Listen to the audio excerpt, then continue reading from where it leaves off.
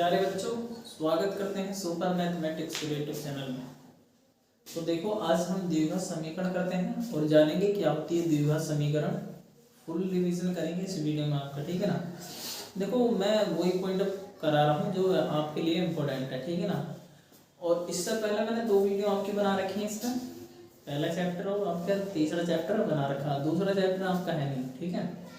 तो ये अक्सर मतलब चौथा चैप्टर है द्विघात समीकरण। हम जानेंगे क्या होते हैं द्विघात समीकरण, अब कहाँ से इसमें क्वेश्चन बनते हैं आपके, ठीक है ना। प्रैक्टिस के तौर पे मैं कराऊंगा भी क्वेश्चन इसमें, आपको प्रैक्टिस करनी भी है, ठीक है भाई।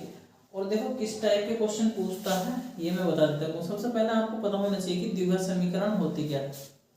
वीडियो को देखने से पहले बच्चों हमेशा अगर वीडियो जब भी देखा करो तो कॉपी पेंसिल हमेशा लेके बैठा करो, ठीक है ना। और उस चीज़ को नोट किया करो जो उसी में पॉइंट ऑफ व्यू बताया करूँ, उसे हल करने की टेक्निक वगैरह। तो देखो द्विघात समीकरण, अगर मैं द्विघात समीकरण लिखूं बच्चे, द्विघात समीकरण होती है ax square plus bx plus c बिल्कुल 0। इसके रूप में हमारी द्विघात समीकरण होती है, ठीक। ये द्विघात समीकरण का व्यापक रूप बोल सकता हूँ इसमें। अच्छा, ये भी पता होना चाहिए कि ए क्या होता है बच्चों। अब ए देखो किसकी बगल में लिखा हुआ है, मैं कह सकता हूँ ए जो लिखा हुआ है एक्स स्क्वायर के बगल में, मतलब करवट में लिखा हुआ है। तो बगल का मतलब गुणांक होगा, बगल का मतलब क्या होता है बच्चों, गुणांक। अब किसकी बगल है, एक्स स्क्वायर की बगल है, बगल का मतलब गुणांक। तो किसका गुणांक होगा ये, एक्स स्क्वायर का। मैं लिखता हूँ एक्स स्क्वायर का गुणांक, एक्स स्क्वायर का गुणांक कौन है, एक्स ए, ठीक है ना। देखो बी किसकी बगल में है, तो बी लिखा हुआ है बेटे एक्स की बगल में, मतलब एक्स का गुणांक बोल सकते हैं। एक्स का क्या बोल सकते हैं इसे, गुणांक। अच्छा, अगर सी को मैं देखो, देखो सी तो अकेला है, सी किसी के बगल में थोड़ी है, तो बच्चों सी को हम बोलते हैं अचर। क्या बोलते हैं, अचर। और यहाँ पे एक्स जो काम कर रहा है वो बच्चों चर का काम कर रहा है, ठीक है ना। ये जो द्विघात समीकरण होती है एक चर की समीकरण होती है और हाईएस्ट पावर केवल 2 होती है इसमें, ठीक है ना। अच्छा देखो, द्विघात समीकरण के हमेशा ध्यान रखना मूलों की संख्या 2 होती है। देखो हम इसमें मूल याद करते हैं, क्या याद करते हैं, मूल। हम बेटे इसमें मूल याद करते हैं हम। और कितने मूल होते हैं, 2 मूल होते हैं। कितने, 2 मूल होते हैं, ठीक है ना। द्विघात समीकरण के कितने मूल होते हैं, 2। अच्छा, मूलों को हम बेटे अल्फा बीटा से भी कहते हैं। किससे कहते हैं, अल्फा बीटा से, या 2 मूल कह देगा। मूलों को हम क्या भी कह सकते हैं, अल्फा और बीटा, ठीक है ना। कभी कभी पूछ लेता है वो एग्जाम में कि डायरेक्टली मूलों का योगफल, मूलों का योगफल। ये बेटे बहुविकल्प में भी क्वेश्चन बन जाते हैं कि मूलों का योगफल याद करो, समीकरण दे देगा वो। समीकरण क्या करेगा, दे देगा। तो बेटे मूलों का योगफल का जो सूत्र होता है माइनस का बी अपॉन ए, माइनस बी अपॉन ए होता है। अरे एबीसी का मतलब तो जानेंगे, एबीसी क्या है यहाँ पे। एक होता है मूलों का गुणनफल, मूलों का गुणनफल। गुणनफल का मतलब गुणा होगा, दोनों के आपस में गुणा। मूलों का जो गुणनफल होता है वो सी बटे ए होता है बच्चों। अरे सी ए होगा, अरे ए होगा। इतनी तो बात समझ में आई आपके। चलो। अच्छा, अगर मैं बात करूं केवल आपसे ध्यान रखना कि मूल पूछ लेंगे, मूल कितने होते हैं, 2 मूल होते हैं। कौन कौन से, अल्फा बीटा बोल सकते हैं ना, या एक्स x1 x2 भी कह सकता हूं मैं, ठीक है ना। तो मूलों का योगफल डायरेक्टली पूछ लेंगे कि मूलों का योगफल क्या होता है, माइनस का b बटे a, मूलों का गुणनफल c बटे a होता है आपका, ठीक है भाई। अच्छा, अब बात करते हैं, देखो इसमें आपका क्वेश्चन बनेगा कैसे। देखो क्वेश्चन बन जाएगा आपका इस तरीके से, सवाल देगा 5x स्क्वायर। एक चीज और बता देता हूं मैं इसमें, ठीक है भी। क्या एक होता है मूलों के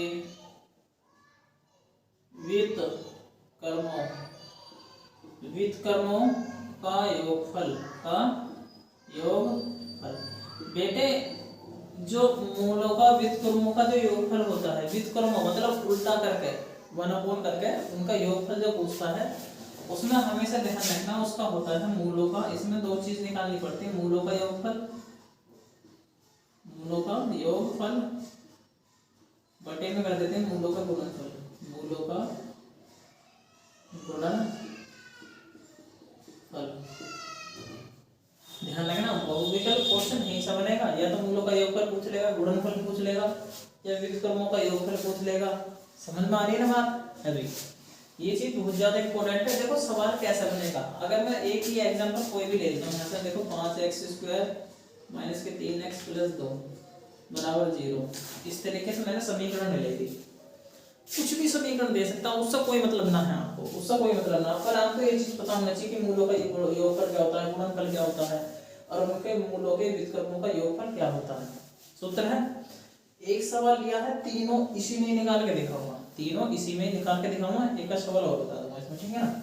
अगर सपोज करो आपको सबसे पहले क्या ज्ञात करना है, ABC ज्ञात करने हैं बेटे। ए जो होता है x का गुणांक होता है, तो मैं कह दूंगा a का मान क्या हो जाएगा 5 यहाँ पर, और बेटे जो b होता है x का गुणांक, x के बगल में यहाँ पर 3 है ना माइनस का, तो b का मान होगा -3। ऐसे ही देखो c अलग लिखा रहा है, तो इसमें अलग लिखा हुआ ना c अलग लिख गया ना इसमें। तो चलो अब क्या करेंगे भाई, मूलों का योगफल निकालो। देखो मैं यहीं पे डायरेक्ट रख रहा हूँ मूलों का योगफल। अब देखो b है ना, b का मान कितना -3, पहले से था हमारे सूत्र में माइनस है, और इसका मान भी तो -3 है, ब्रैकेट में लिख दो यदि माइनस की वैल्यू कोई भी। अच्छा अपॉन a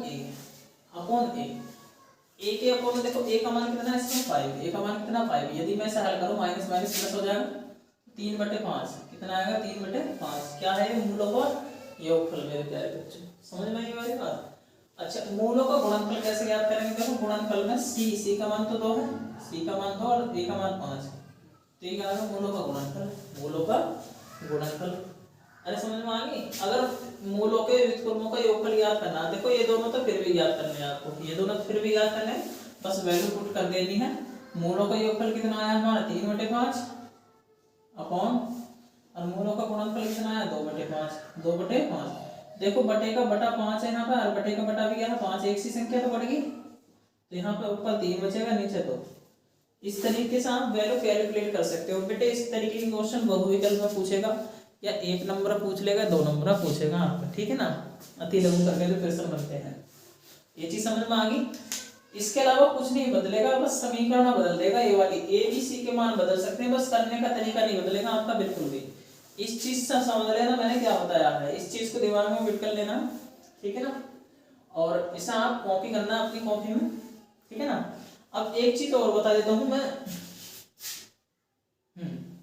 देखो द्विघात समीकरण के हल करने की बेटे 2 विधियां होती हैं। कितनी विधि होती हैं?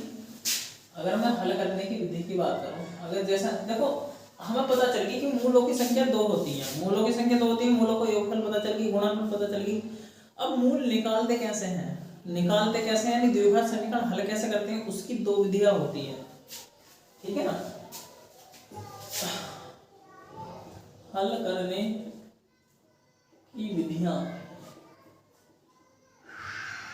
होती तो 3 ना, आपको केवल 2 पढ़नी है, ठीक है ना। वो खास कर आती नहीं है, एक होती है पूर्ण वर्ग करके, ठीक है ना। अगर मैं क्वेश्चन आएगा करा दूंगा उसको भी, ठीक है ना। खासकर 2 विधियों को ध्यान रखो।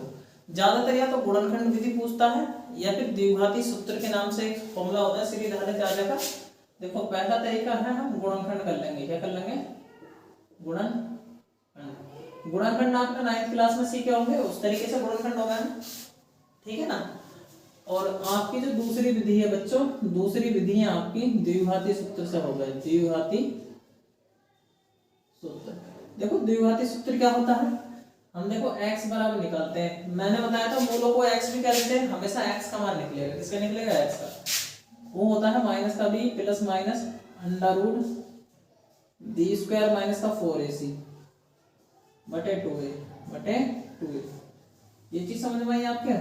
देखो आप अगर आपको गुणनखंड तरीके से ना हो रहा हो सवाल, अगर सवाल में बोला ना कि कोई सी विधि से भी हल कर दो, कोई सी विधि से भी हल कर दो, तो आप डायरेक्ट इस मेथड को लगा सकते हो द्विघाती सूत्र से। बहुत ही कम समय में आपका प्रश्न बनके तैयार हो जाएगा। समझ में आ रही है वाली बात। अगर गुण होता है, काफी बच्चों को गुणनखंड नहीं बन पाते हैं, टाइम लगता है गुणनखंडों में, तो आप द्विघाती सूत्र का इस्तेमाल कर सकते हो। अगर प्रश्न में बोला कि गुणनखंड विधि से करना, तो गुणनखंड विधि से ही करना है, जब ये विधि ना लगने की है। समझ में आ रही है बात। अब मैं दोनों तरीके से सवाल कराऊंगा, ये आपके पहले मैं फॉर्मूले टाइप आपके सारे लिखवा रहा हूँ। ABC के मान आपको पहले से पता, मैंने शुरू में बता रखे हैं ABC क्या है, ठीक है। द्विघात समीकरण इस रूप में ही होगी हमेशा, ठीक है ना। अच्छा एक चीज और होती है बच्चों इसमें, विभक्तर क्या होता है आपकी, एक चीज और होती है विभक्तर।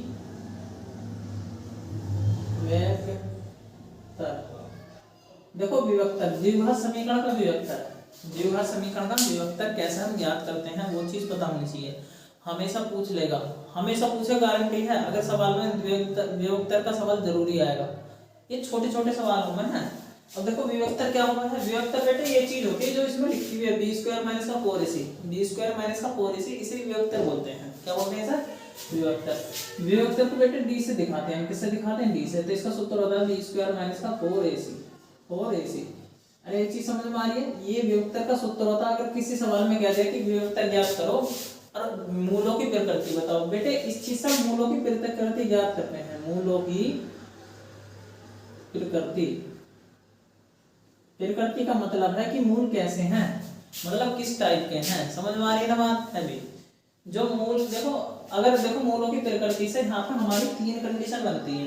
पहली कंडीशन कौन सी है, देखो डी का मान क्या हो सकता है, डी का मान 0 के बराबर भी आ सकता है। यदि हमेशा हल करते हैं डी का मान क्या आएगा, 0 भी तो आ सकता है।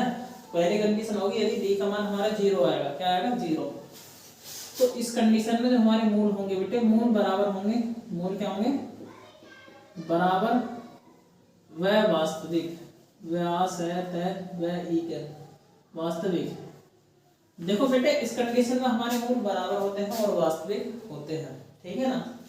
अगर मैं दूसरी कंडीशन की बात करूं बेटे, दूसरी कंडीशन है डी का मान 0 से बड़ा भी तो हो सकता है। इसका मतलब है देखने को इसका मुखला हुआ उधर से बड़ा होता है, मतलब डी का मान 0 से बड़ा है। 0 से बड़ा कुछ भी हो सकता है, 1 2 3 4 कोई भी संख्या हो सकती है, ठीक है। तो इस कंडीशन में बेटे मूल बराबर तो नहीं होंगे, पर मूल हमारे वास्तविक होंगे। मूल क्या होंगे, व्यास है तय वास्तविक, वास्तविक होंगे और अलग अलग होंगे। क्या होंगे, अलग अलग, अलग अलग, ठीक है भाई। इसका सवाल बहुत बनता है प्रश्न में हमेशा। देखो के की वैल्यू फाइंड करनी होती है और सवाल में क्या आएगा कि मूल क्या है, बराबर है। मूल बराबर है तो के का मान याद करो। और हमेशा ध्यान रखना इसमें डी बराबर 0 होता है, मतलब बी स्क्वायर माइनस का 4ac बराबर क्या हो जाएगा, 0 हो जाएगा इस कंडीशन में, ठीक है ना। सवाल करवाऊंगा इन चीजों को ध्यान रखना। तीसरी कंडीशन और सुन लो, तीसरी कंडीशन और देखो। तीसरी कंडीशन है यदि डी का मान 0 से छोटा भी तो हो सकता है। 0 से छोटा मतलब माइनस में, 0 से छोटे का मतलब क्या होता है, माइनस में भी हो सकता है। यदि माइनस में आ रहा है तो मूल काल्पनिक होगा। क्या होगा, मूल काल्पनिक, या कह सकते हैं वास्तविक नहीं, वास्तविक नहीं। अरे समझ में आ रही है ना बात हमारी, ठीक है भाई। मूल या तो काल्पनिक होंगे या वास्तविक नहीं, ठीक है।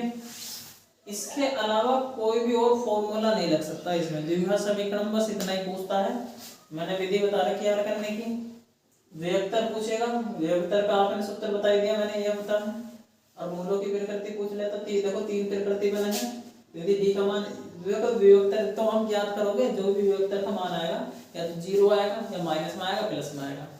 0 आएगा तो ये प्रकृति हुई मूलों की, प्लस का आएगा तो मूलों की प्रकृति हो जाएगी, और माइनस की वैल्यू होएगी ना डी की, तो ये प्रकृति होएगी।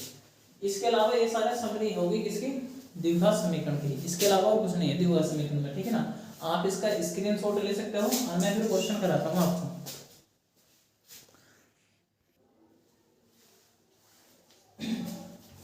हाँ तो देखो आपके सामने क्वेश्चन है और इसमें हमें करना क्या है, ये हमारी समीकरण दी हुई है, ठीक है भाई।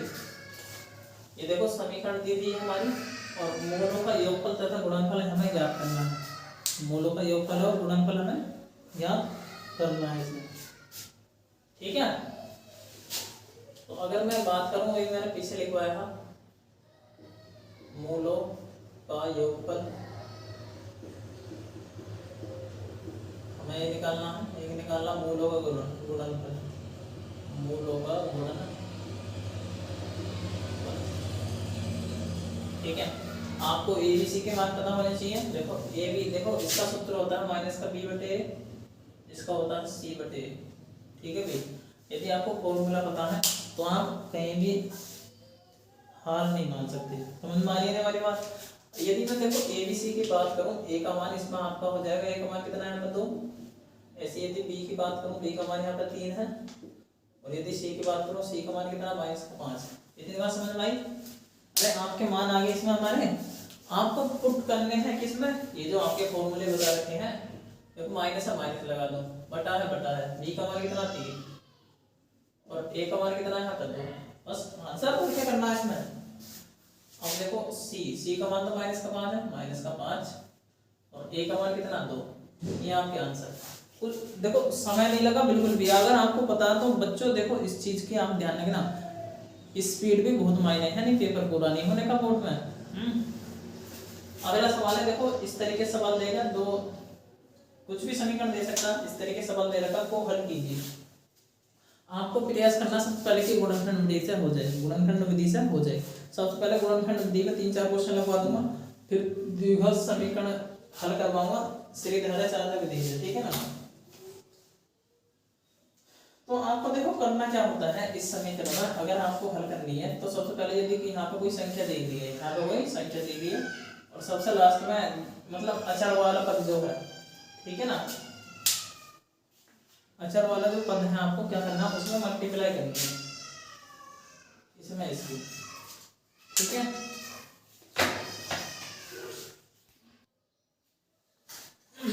ठीक है भाई, मैंने क्या बताया, इसकी इसमें मल्टीप्लाई करनी है। तो अगर 3 की मल्टीप्लाई 2 में करेंगे, 3 दूनी 6, कितना होगा हमारा 6। हम बच्चों 6 के गुणनखंड करने, 6 के क्या करने हैं हमें, ऐसे गुणनखंड करने।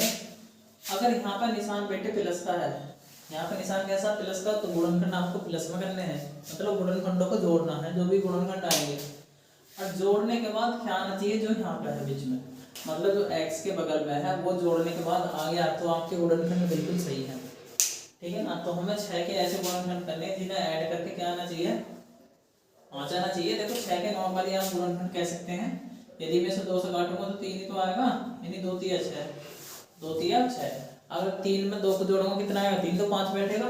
हमेशा आपको बड़ी संख्या पहले लिखनी है इसमें। देखो अगर यदि मैं इसे हल करूं, देखो बराबर तो यहाँ लगा हुआ इसमें, तो 2x² माइनस, देखो 5 की जगह 3 + 2 लिख देंगे, बड़ी संख्या पहले लिखनी है, छोटी बाद में, x + 3 = 0। ये चीज समझ में आ गई आपके, ठीक है भाई।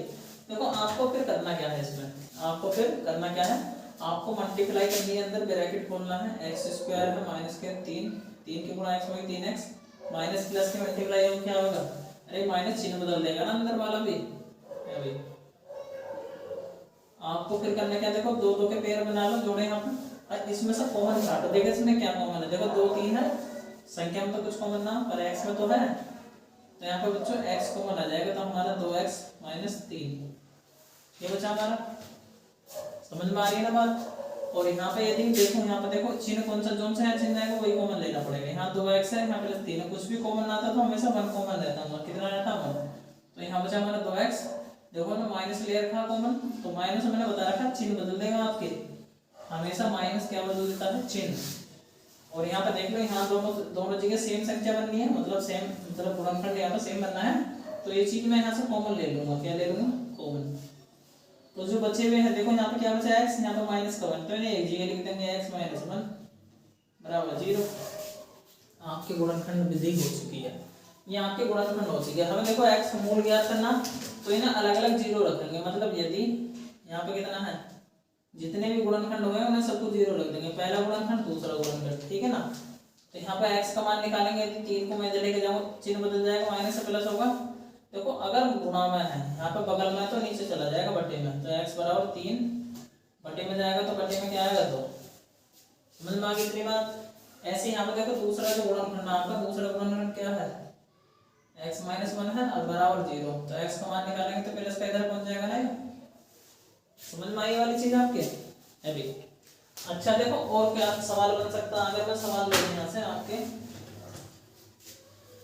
एक सवाल दे रखा 9x² + के 6x और कितना है +1 प्लस 1 बराबर 0। गुणनखंड विधि से करना आपको, क्या करना है, गुणनखंड विधि से। देखो करना क्या है, जो यहाँ पर संख्या रहती है इस वाली संख्या में गुणा कर देंगे, 9 के गुणा 1 में करेंगे तो 9 बैठेगा, कितना बैठेगा 9।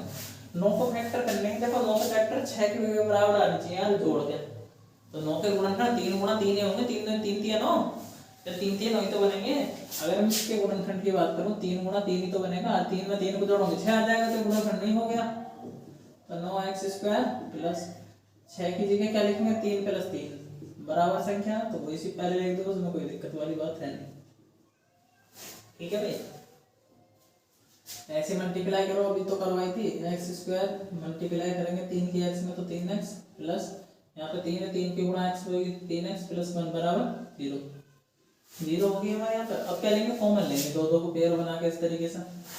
अब यहाँ पर 9x है, यहाँ 9x² है, 3x है, तो क्या कॉमन आ रहा संख्या में, तो देखो 3 ये 9 है, यहाँ 3 है, तो 3 कॉमन आ रहा संख्या में, और x में x कॉमन आ जाएगा हमारे यहाँ पर। ठीक है भाई, तो यहाँ पे अगर हम बात करूँ 3 से 9 कई बार कटेगा, 3 बार, एक घात बच रही क्योंकि 2 घात है यहाँ पर।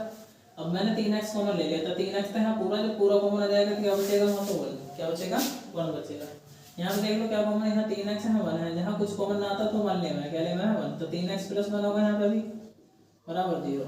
यदि 3x प्लस 1 पूरे में से कॉमन ले लूंगा, यहाँ से भी और यहाँ से भी, तो यहाँ तो 3x बचेगा, यहाँ प्लस 1 बचेगा, तो 3x प्लस 1 को क्या लिख देंगे, ठीक है, बराबर 0। ऐसे करेंगे जैसा अभी करा था, दोनों गुणनखंड हो गए, दोनों गुणनखंडों को 0 के बराबर रख देंगे। यदि 3x प्लस 1 बराबर 0 कह दूंगा, क्या कह दूं 0, तो इस संख्या को इधर लेके जाएंगे तो 3x बराबर, संख्या तो 1 है, इसे इधर लेके जाऊंगा तो माइनस की हो जाएगी, तो चिन्ह तो बदल जाते हैं पक्षांतर करने के बाद। तो x का मान निकालेंगे, माइनस का 1 बटे में कितना आ जाएगा 3, ऐसे यहाँ पे। और यदि करके लिख दो, और यदि 3x प्लस के 1, इसका मान भी तो सेम निकलेगा, 3x इधर लेके जाएंगे तो माइनस का 1, और x बराबर माइनस का 1 बटे में 3 आ जाएगा ना। और ये दोनों आपके आंसर है, ये दोनों आपके क्या हो गए, आंसर। ठीक है ना, यहाँ भी दो आंसर आए थे, एक ही वाला एक ही वाला। अभी ये चीज समझ में आई आपके। देखो एक सवाल और करा देता हूँ इस तरीके से, गुणनखंड मेथड का, थोड़ा अंडर रूट में दे रखा हूं, मैं इसमें सोच रहा था कि आपको करा दूं इसे। देखो क्या क्वेश्चन है आपका, ये बच्चे आईएफए सवाल है, तो इस तरीके से √3x² है प्लस के यहाँ पे 11x है, सॉरी माइनस है बच्चों, क्या है माइनस, और प्लस के 8√3 है बराबर 0 को लिख रहा, गुणनखंड विधि से हल कीजिए, यानी मूल ज्ञात करो, द्विघात समीकरण के मूल ज्ञात कीजिए। बच्चों मूल ज्ञात हमेशा बोलेगा कि मूल ज्ञात करो, मूल ही ज्ञात करें हैं हमने, मूल ही तो एक दो दोनों मूल हो गए, मैंने बताया द्विघात समीकरण के 2 मूल होते हैं, और दो दो आंसर हमारे आ भी रहे हैं, तो वही तो मूल है भी। अच्छा अब जरा यहाँ ध्यान दो, इसकी गुणा हमें इसमें करनी पड़ेगी, मतलब हमें गुणा करनी है √3 की 8√3 में, 8√3 में। देखो √3 वाले, देखो रूट वाले की रूट में गुणा हो जाएगी, यदि समान संख्या है रूट वाली, क्या है समान संख्या, तो रूट हट जाता है इससे। रूट कैसे हटेगा, यदि आप मल्टीप्लाई कर लो 3 की 3 में गुणा करोगे, 3 3 9, पर इसका तो रूट है 9 का रूट क्या होता है, अभी 9 का रूट 3 ही तो हुआ है। तो इस तरीके से हम ऐसे सोच लेते हैं, यदि समान संख्या रूट में तो मल्टीप्लाई करेंगे तो रूट भाग जाएगा उसका, और गुणा में कितना है 8, तो 8 दिया कितना बैठ रहा है 24। ठीक है ना, तो बच्चों आपको 24 के गुणनखंड करने हैं 11 के बराबर, तो 8 दिया 24 आपने सुना ना, 8 दिया 24, अगर 8 में 3 को ऐड करूंगा कितना बैठेगा 11, तो इसके तो करने हैं आपको यहाँ पे, तो मैं कह सकता हूँ यहाँ पर √3x² माइनस, अरे 11 की जगह 8 प्लस 3 लिख दो ना यहाँ पे, इंटू x है प्लस के 8√3, बस आपके यदि गुणनखंड बनने के दे रहे फिर तो आपको कर ही दोगे आराम से, अंदर मल्टीप्लाई कर लो, सबका सेम फॉर्मेट है, माइनस 8 में गुणा करेंगे x की तो 8x, minus plus minus 3x plus के 8√3 बराबर 0। ठीक है भाई, पेयर बना लो दो दो के। अब इसमें जरा यहाँ देखो, यहाँ √3 है 8 है, संख्या में तो कुछ कॉमन देखना रहा है, पर x यहाँ भी है, x यहाँ भी, तो x एक x कॉमन आ जाएगा क्योंकि यहाँ घर 2 है ना x की, तो यहाँ पे जो हमारा बचेगा √3x माइनस, संख्या में तो 8 है यहाँ पे क्योंकि x कॉमन ले रखा है ना बाहर, और यहाँ पे देखो माइनस है, क्या है माइनस। अब जरा यहाँ देखो यहाँ रूट 3 है, 8 है, यहाँ 3 है। अगर सेम संख्या है, वही संख्या रूट में आ रही है, वही संख्या किस में आ रही है, रूट में, तो समान संख्या में दो संख्या वाले रूट होते हैं। अगर यहाँ पर 3 लिख रहा है, 3 बराबर कह सकता हूँ रूट 3 दो बार आएगा इसमें। रूट 3 कितना आएगा, दो बार। अगर सपोज करो हमारे पास 5 है, क्या है 5, तो इस 5 में रूट 5 दो है, रूट 5 कितने हैं, 2। समझ में आ रही है बात। हर एक संख्या में रूट वाली संख्या दो होती है, कितनी होती है, 2। तो यहाँ तो नॉर्मल है बिना रूट की, तो इसमें दो रूट संख्या होंगी, तो वही संख्या में एक रूट कॉमन ले लो ना यहाँ पे, एक मतलब रूट 3 यहाँ पे कॉमन ले लो, यहाँ पे रूट 3 फिर भी बचेगा क्योंकि दो होते हैं, और x है। यदि माइनस कॉमन ले रखा तो चिन्ह बदल जाएगा, और यहाँ पे रूट 3 कॉमन ले रखा तो 8 ही तो बचेगा। हमेशा ये वाली, ये देखो ये वाला गुणनखंड इस गुणनखंड के बराबर होना चाहिए, जब भी सवाल सही बैठा हमारा। नहीं तो गलती की आपने, अगर ऐसा ना बैठेगा तो देखो ये चीज, मैंने ये चीज अलग ले ली। यहाँ पे देखो x बस में, यहाँ माइनस का रूट 3 है, तो x माइनस के रूट 3 बराबर 0। समझ में आई आपके अभी। अब आपको करना क्या है, इसे 0 के बराबर रखोगे, मतलब यदि रूट 3x माइनस का 8 बराबर 0। देखो इस तरीके के सवाल आएंगे, ध्यान रखना। इस चीज की प्रैक्टिस आपको खुद करनी है, इस तरीके के सवाल ढूंढ के बुक में ढूंढ लो, कोई दिक्कत नहीं है, बुक में से सब पेपर बनाए हैं, और ये भी सारे एग्जाम में आए हुए सवाल है, उनसे मैं करा रहा हूँ, सीक्वेंस में करा रहा हूँ, छांट के आपको। तो हमें x का मान निकालना है, रूट 3 x इसे दे लेके जाएंगे तो प्लस का 8 हो जाएगा, और x बराबर 8, ये यहाँ पे तो बटे में आ जाएगी, अगर बगल में तो बटे में आएगी। और यदि इस तरीके से दूसरा जो गुणनखंड है और करके लिख रहे हैं इस तरीके से, यानी x माइनस के रूट 3 है बराबर 0, इस 3 को इधर लेके जाएंगे रूट वाले को, प्लस करना हो जाएगा इधर जाके। एक आंसर ये होगा, एक आंसर ये हो गया हमारा। समझ में आई आपको है भाई। तो इस तरीके से आप गुणनखंड विधि से मूल ज्ञात कर सकते हैं। क्या कर सकते हैं, मूल ज्ञात कर सकते हैं। यदि मैं देखो द्विघाती सूत्र से कराऊं हल, कोई सवाल ले लेता हूं, ठीक है ना, फिर आपकी इच्छा है कौन सी विधि आपको अच्छी लगी उस विधि से कर लेना। अगर सवाल में कुछ ना बोल रहा, अगर उसमें कह रहा कि द्विघाती सूत्र से करना है, तो बेटे द्विघाती सूत्र से करना है। द्विघाती सूत्र को सीरीधारा चालने का सूत्र बोलते हैं, ठीक है। देखो यदि मैं एक सवाल ले लूं, यहाँ पर हमारा सवाल है 4x² प्लस के 4 रूट 3 x प्लस 3 बराबर 0, ठीक है ना। ये हमें बेटे द्विघाती सूत्र से, देखो एक सवाल द्विघाती सूत्र से करा दूंगा, और जैसे लैंग्वेज वाले सूत्र होंगे हमेशा द्विघाती सूत्र से ही करेंगे, ठीक है ना। देखो बच्चे द्विघाती सूत्र से होता क्या है, हम द्विघाती सूत्र अप्लाई करने जा रहे हैं इसमें। द्विघाती सूत्र, ठीक है ना।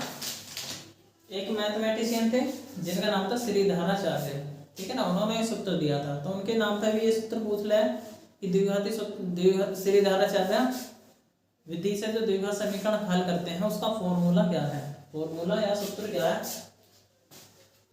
तो देखो हमारा जो सूत्र होता है वो होता है x बराबर माइनस का b plus minus root b का वर्ग माइनस का 4 गुणा a गुणा c बटे में, पूरे का बटा है, ध्यान रखना, बटे में 2a, बटे में क्या करना है 2a, पूरे का बटा है यहाँ पे। तो a b c के मान तो आप यहाँ से याद कर लोगे। a का मान कितना आएगा आपका 4, b का मान देखो 4 रूट 3 है यहाँ पे, जो भी x के बगल में होगा, जो भी x के बगल में होगा, और बच्चों c का मान यहाँ पे कितना 3 है, c का मान 3 है ना यहाँ का। ये चीज समझ में आ गई, बस आप इसमें पुट कर दो, आंसर आपका आपके हाथों में है। देखो b की जगह तो आपको b रखना, मतलब 4 रूट 3 है यहाँ पे b plus minus root 4 root 3, और यहाँ पे इसका वर्ग है माइनस 4 गुणा a का मान 4 है गुणा c का मान बच्चों 3 है ना यहाँ पे, वह c का मान 3 ही तो है, अच्छा बटे 2a, देखो 2 गुणा a का मान कितना है 4, a का मान कितना है 4। इस विधि ये सबसे आसान होती है। देखो यहाँ पे कितना, अगर सही से वैल्यू आपने पुट कर रखी है, अगर आपको कैलकुलेशन सही है आपकी, देखो अगर 4 रूट 3 का वर्ग, देखो वर्ग होता है उसकी 2 बार गुना, उसी चीज संख्या की 2 बार गुना। अब यहाँ पर हमारी संख्या क्या है 4 रूट 3, इसकी यदि मैं 2 बार गुणा करूँ, मैंने बताया रूट वाली जो संख्या है उसकी हम 2 बार गुणा कर रहे हैं, उसका रूट भाग जा, मतलब यहाँ पर 3 बचा। अब 4 की 4 में गुणा कर लो ना, ये तो कर लोगे 4 चौका 16, फिर मल्टीप्लाई तो हो रही है, हमने इसकी मल्टीप्लाई करी तो 3 आया, अब 3 देखो 4 चौक 16 में 16 की गुणा 3 को करेंगे तो 16 दे कितना बैठेगा 48 बैठेगा हमारे यहाँ पे। कितना बैठेगा 48, मतलब इसका वर्ग 48 आया। 4 चौक 16 16 3 48 बटे 4 दूनी 8। समझ में आई। 48 में से 48 गया 0, 48 में से 48 गया वो क्या है 0। अरे 0 तो है, 0 का अंडर रूट 0 ही होएगा, उसमें कोई दिक्कत वाली बात नहीं। मतलब 0 यहाँ से गायब हो जाएगी, 0 यहाँ से क्या हो जाएगी गायब। तो हमारा जो बचेगा 4√3 प्लस माइनस 0। अरे रूट मतलब रूट 0 मान 0 ही होएगा। अब एक बार आपको क्या करना है, देखो यहाँ पे दो निशान है, एक प्लस का है एक माइनस का, तो हमेशा एक बार प्लस लेना है एक बार माइनस। इस चीज को तो मिटा दो अभी, एक बार आपको प्लस ले लेना है x का मान, एक बार माइनस। देखो कॉमा लगा के लिख लो, एक बार देखो 4√3 प्लस 0 बटे में कितना 8, कॉमा कॉमा लगा लो, कोई दिक्कत वाली बात नहीं है। माइनस 4√3 माइनस 0 बटे 8। देखो किसी चीज संख्या में 0 जोड़ोगे या घटाओगे आंसर वही आएगा जो है 4√3 ही हो जाएगा बटे में 8 है। ऐसे यहाँ पे घटाएंगे 0 जब भी वही रहेगा बटे 8। इस तरीके से देखो 4 दूनी 8 दो बार कट रहा है, 4 दूनी 8 दो बार कट रहा है, तो माइनस का रूट 3 बटे 2 आ रहा है यहाँ भी, कोमा माइनस का रूट 3 बटे 2 आ रहा है, क्योंकि माइनस थोड़ी भागा यहाँ से। तो बच्चों आपके मूल आ गए, दोनों मूल आ गए, एक ही रहा एक ही रहा। समझ में आ रही है ना बात, ठीक है। तो आप इस तरीके भी फाइंड कर सकते हो। ये होता है द्विघाती सूत्र से हम द्विघात समीकरण हल करने का तरीका। समझ गए। चलो आपको देखो विभक्तर वाले सूत्र बता देता हूँ। सूत्र तो मैंने बता दिए, सवाल करा देता हूँ। देखो जी आपके सामने प्रश्न है। अभी मैंने देखो शुरू के मैंने 15 मिनट में सारी चीज आपको बता दी क्या आपके द्विघात समीकरण में है, और इसके अलावा और कुछ नहीं पूछेगा। सवाल में दे रखा है द्विघात समीकरण दी हुई है, कब विभक्तर ज्ञात करो। विभक्तर ज्ञात करना है। देखो विभक्तर क्या होता है, विभक्तर से मूलों की प्रकृति ज्ञात करते हैं। कभी कभी विभक्तर ज्ञात करवाता है, कभी कभी पूछ लेता है विभक्तर के साथ में मूलों की प्रकृति बताओ। समझ में आ रही है ना। इसी सवाल में एक्स्ट्रा बता दूं कि मूलों की प्रकृति होगी क्या। पहले तो विभक्तर ज्ञात करना। विभक्तर के लिए आपको ए बी सी के मान ज्ञात करने। ए का मान यहाँ पे 3 हो जाएगा, जो x को x स्क्वायर का गुणक होगा है। b का मान x का गुणक होगा माइनस का 6, और आपका c का मान देखो अचर पद जो अचर में है यहाँ पे। तो फॉर्मूले की बात करूं, फॉर्मूला जो होता है विभक्तर का वो होता है d बराबर b स्क्वायर माइनस के 4ac। मान रख दो आंसर आ जाएगा आपका। देखो b का मान माइनस में है, माइनस 6 का वर्ग माइनस 4 गुणा a का मान 3 और c का मान 4 याद करो। देखो माइनस का वर्ग हमेशा प्लस होता है, माइनस का वर्ग क्या होता है हमेशा प्लस। और 6 का वर्ग कितना, अरे 6 की 6 में गुणा कर दो, 6 से 36 माइनस 4 दिया 12 और 12 चौका 48, 12 चौका 48। देखो यहाँ पे देखो माइनस की वैल्यू ज्यादा है। देखो ये माइनस के 48, हमेशा आगे चिन्ह देखते हैं, ये ना कि पीछे देखना है बेटे। इस 36 के आगे देखो कोई निशान ना, तो समझो प्लस की वैल्यू है। क्या है प्लस की। और इस 48 के आगे क्या है माइनस, तो माइनस 48 की है तो प्लस के 36 है, तो 48 में से 36 घटाओ तो हमारे 12 बचेंगे कैसे माइनस के। तो बच्चों विभक्तर आगा हमारा -12, विभक्तर कितना आगा -12। यदि हम देखो मूलों की प्रकृति याद करनी है, मैंने बताया कि जो मूल होंगे, यदि मूल d का मान माइनस में आ रहा है, d का मान माइनस में आ रहा है तो मूल वास्तविक नहीं होंगे। यदि मूलों की प्रकृति पूछता तो क्या लिख देते, मूल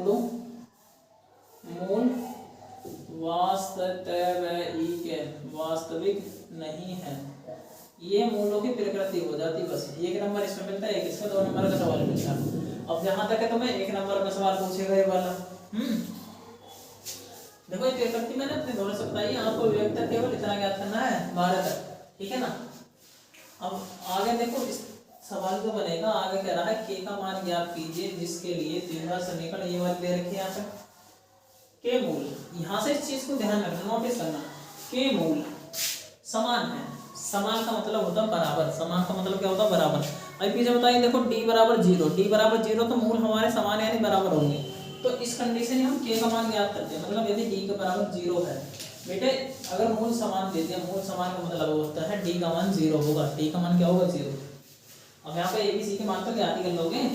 यदि मैं बात करूँ आपका ये मतलब x स्क्वायर के बगल में, x स्क्वायर के बगल में तो k लिखा हुआ है यहाँ पे, तो a का मान क्या होगा।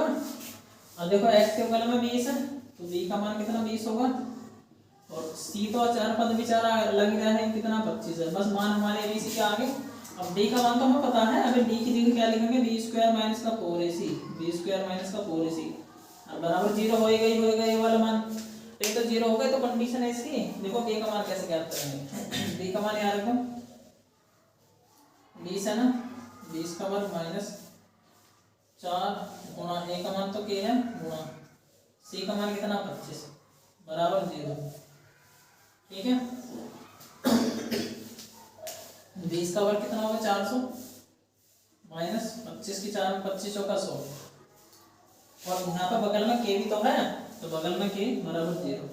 जिसका मान हमें ज्ञात करना रहता है उस संख्या को इस तरफ रहने दें और जो संख्या होती है ना उसे पक्षांतर कर देते दूसरी साइड में। 400 इधर ले जाएंगे तो प्लस का इधर जाकर माइनस हो जाएगा तो इधर तो माइनस का 100 बच रहा है, इधर जाकर माइनस का 100 होगा 400 माइनस से माइनस कट जाएगा यहाँ पे। यदि के का मान ज्ञात करें 400 बटे में क्या है, अरे गुणा में यहाँ पर 100 है तो बटे में 100 आ जाएगा।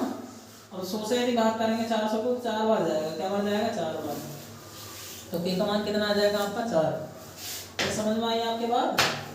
इस तरीके का एक सवाल और कर लो, के का मान ज्ञात करना। देखो वही कंडीशन है कि ये चीज ये लाइन सब में लिख के देगा, मैं केवल समीकरण लिख लेता हूँ, मैं केवल समीकरण लिख लेता हूँ और मूल बराबर रहेंगे। ठीक है ना, समीकरण में चेंज कर देता हूँ यहाँ पे। देखो सवाल रहेगा 2x² प्लस kx प्लस 3 बराबर 0। इसमें भी आपको के का मान ज्ञात करना। देखो वहां पे अगर a की बात करूं a का मान 2 होगा, b का मान यहाँ पर देखो x के बगल में k है तो b का मान k है और c का मान कितना है यहाँ पर 3। बस वही कंडीशन है b स्क्वायर माइनस के और ac बराबर कितना होगा 0। अरे d का मान 0 हो जाए ना, मूल समान है तो ये लाइन लिखनी है आपको, मूल समान है। मूल क्या है, मूल समान है तब, मूल समान है तब कौन सी कंडीशन लगे, d बराबर 0 की।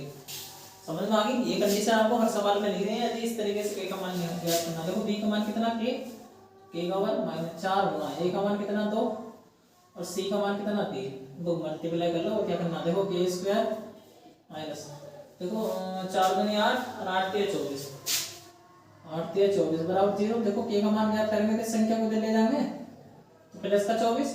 यदि बच्चों यहाँ पर देखो अगर हमें स्क्वायर हटाना है मतलब वर्ग हटाना तो वर्गमूल करना है, प्लस माइनस लेने के बाद हमेशा प्लस माइनस लेना, रूट कर देना 24 का।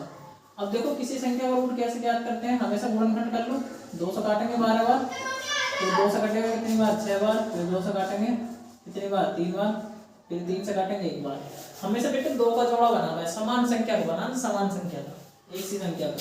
अब यहाँ पे 2 का एक जोड़ा बना, फिर यहाँ पे 2 तो एक रहेगा सिंगल ही, यहाँ पे 3 भी सिंगल रहेगा। समझ में आ गई बात। अब जिसका जोड़ा बन जाए उसे रूट से बाहर लिखो। जोड़ा किसका बना 2 का, अब जोड़ा किसका ना बना 3 का और 2 का, तो उनकी मल्टीप्लाई करके अंदर ही लिख दो ना उसे, 3 तो नीचे है, इसका जोड़ा ना बना तो इसे अंदर रहने दो, प्लस माइनस ये के का आपका मान आपका प्राप्त होगा। ठीक है ना, इस तरीके से आप के का मान ज्ञात कर सकते हो। ठीक है ना, थोड़े आगे लेंथी वाले सवाल करते हैं जो बड़े बड़े नंबर में पूछता है आपके 6 नंबर में। देखो भाई आपका जो इसमें है, इस सवाल को बेटे बिल्कुल ध्यान से समझना और प्रैक्टिस करके जाना। ये क्वेश्चन आपको मिलेगा जरूर 6 नंबर में। कितने में 6 नंबर में। ठीक है, करते कैसे है, द्विघात समीकरण था, थोड़ी शुरू में कैलकुलेशन रहती है इसमें, क्या रहती है द्विघात समीकरण से बनानी पड़ती है। अब देखो ये भिन्न में सवाल दे रखा, आपने यदि भिन्न छोटी क्लासों में हल करी होगी, 5वीं 6वीं 7वीं में सवाल होंगे इस तरीके के हल करना। देखो भिन्न हल कैसे करते हैं, क्रॉस मल्टीप्लाई करते हैं, इसकी इधर करेंगे इसकी इधर, नीचे की आपस में। देखो x - 7 की यदि एक में पहाड़ा पढ़ूंगा तो x - 7 का पहाड़ा पढ़ेंगे एक में तो x - 7 आएगा, फिर यहाँ पे माइनस है। अब एक की गुणा x में करेंगे तो x आ जाएगा अभी, फिर माइनस की गुणा प्लस में करेंगे तो माइनस आएगा, 4 की गुणा 1 में करेंगे तो हमने कैसे गुणा करी, एक बार इसकी ऐसे कर दी एक बार ऐसे, फिर मैंने बताई नीचे की आपस में और मल्टीप्लाई करनी है, नीचे की आपस में क्या करनी है मल्टीप्लाई। देखो x + 4 की x - 7 में मल्टीप्लाई करनी है आपको, कर दो करें। अभी देखो मल्टीप्लाई में लिख देता हूँ, अगली लाइन मल्टीप्लाई कर लेंगे, मल्टीप्लाई में हो गए तो मल्टीप्लाई कर देंगे गुणा, यहाँ पे 11/30 है। अब यहाँ पे एक प्लस का आएगा एक माइनस का है, ये तो आपस में घट जाएंगे। अब ये दोनों माइनस के तो जुड़ जाएंगे, देखो समान चिन्ह वाले आपस में जुड़ जाते हैं। यहाँ 7 है एक 4 है तो 7 4 - 11 होगा। यहाँ पे देखो मल्टीप्लाई कर लो, इसकी गुणा कर लेते हैं, x की x में गुणा करेंगे तो x² और x के 7 में करेंगे तो 7x और 4 की x में करेंगे तो यहाँ पे 4x और 4 की गुणा 7 में करेंगे पर यहाँ पे तो माइनस है तो माइनस आ जाएगा। 7 की 4 में 7 चौका कितने 28 बराबर 11/30। 11/30 समझ में आ रही बात। यदि सेम संख्या देखो ऊपर का ऊपर कटे नीचे का नीचे में, इसमें देखो यहाँ पे 11 11 कम 11 और 11 कम 11 यहाँ तो माइनस का ना। अब आपको करना क्या, देखो माइनस का एक बचा, यहाँ पे क्या बच रहा है एक्स स्क्वायर माइनस के, देखो 7 एक्स है प्लस के 4 है, 7 में 4 के 3 बचा ना, 3x माइनस के 28 बराबर 1/30। 1/30 क्रॉस गुणा कर दो, इसकी इधर गुणा करेंगे 30 से कम 30। देखो हम अगर किसी भी संख्या की एक में पकड़ा बनाए तो वही आवे जो उसी गुणा है, हम इसकी गुणा करेंगे एक में तो वही तो आ जाएगी जो है यहाँ पे, अरे एक्स स्क्वायर माइनस के 3x माइनस के 28। ठीक है ना। हमेशा स्क्वायर मतलब जो द्विघात समीकरण है इस तरफ लिखे हम, तो इस तरफ इसे इस तरफ लिख लेंगे, इसे इस तरफ, मतलब एक्स स्क्वायर माइनस के 30x माइनस के 28 और माइनस का 30, इस 30 को इधर लिया ओके, एक्स स्क्वायर माइनस के 3x माइनस के 28 है। यदि इस 30 को इधर लाएंगे तो चिन्ह तो बदलेगा हमारा है भी, तो चिन्ह तो बदला, देखो कितनी आसान समीकरण हो जाएगी हमारे यहाँ पर। देखो 30 में से 28 गए तो प्लस का 2 ही तो बचेगा हमें है भी, प्लस के तो जाते हैं तो प्लस के तो बचा। अब हमें देखो द्विघात समीकरण हल करनी है। अभी मैंने बताया था या तो श्रीधर चार्य वाला विधि लगा दो या जी मर्जी आप गुणनखंड विधि से भी कर सकते हो इसे। तो श्रीधर चार्य मतलब द्विघाती सूत्र से कर देता हूं मैं, द्विघाती सूत्र से। द्विघाती सूत्र क्या होता है, यहाँ पे एक मान निकालना पड़ेगा। अब एक्स स्क्वायर के बगल में यदि कुछ भी ना हो तो एक है, क्या है एक तो सबकी गुणा में होता है यदि। देखो यहाँ बी का मान निकालता हूँ, बी का मान कितना है यहाँ पर माइनस का 3 हो जाएगा और सी का मान कितना है यहाँ पर 2, सी का मान कितना होगा यहाँ पर 2। तो एक्स बराबर जो सूत्र लगेगा माइनस का B plus minus root B square minus का 4ac बटे 2a। अब यहाँ पे मान पुट कर दो और कुछ ना करना। देखो बी का मान तो माइनस का 3 है और यहाँ पे पहले शुरू से माइनस है, माइनस का 3। यदि हमारा मान भी माइनस मारा तो ब्रैकेट में लिखोगे बी का मान -3 है माइनस का 4 होगा, ए का मान तो 1 है, सी का मान कितना है यहाँ पे, सी का मान तो 2 है। तो मान ही तो पुट करने है भाई, सी का मान 2/2a, ए का मान तो 1 है, तो हल ही करना है बस, और क्या करना है इसमें। माइनस माइनस प्लस होगा 3, ब्रैकेट बच गया यहाँ पे। देखो माइनस का वर्ग प्लस है, 3 का वर्ग 9, माइनस 4 दूनी 8 बटे में 2 एकम 2, 2 एकम 2, 3 प्लस माइनस 9 में से 8 गए 1 बचेगा, अरे 9 में से 8 गए यहाँ पे 1 बचा बटे में आपका कितना है 2। एक्स बराबर की बात करूं 1 का वर्गमूल कितना होगा, अरे 1 का रूट कितना होगा 1 ही तो होगा बटे 2। एक बार इसे जोड़ के लिख दोगे, एक बार घटा के। यदि प्लस में लिखूं तो इस तरीके से, कॉमा लगा के माइनस में लिख दो तो इस तरीके से, ठीक है ना। यहाँ पे कंडीशन बन जाए यदि करके, ठीक है। देखो प्लस करा, यदि 3 में 1 प्लस करेंगे 4 बनेगा और 3 में घटा रहे हैं तो 3 में से 1 घटाएंगे तो 2 बचेगा। बस हल कर लो, भागी तो करनी है। 2 से क्या बार कटेंगे 2 बार, 2 से क्या बार घटा 1 बार, यहाँ पर 2 आ गया, यहाँ पे 1 आ गया। तो बच्चों एक्स का मान है 2,1, 2,1 और इस टाइप का सवाल पूछेगा जरूर, लिख के डाल लो, ठीक है ना। एक सवाल और करा देता हूँ इस टाइप का मैं,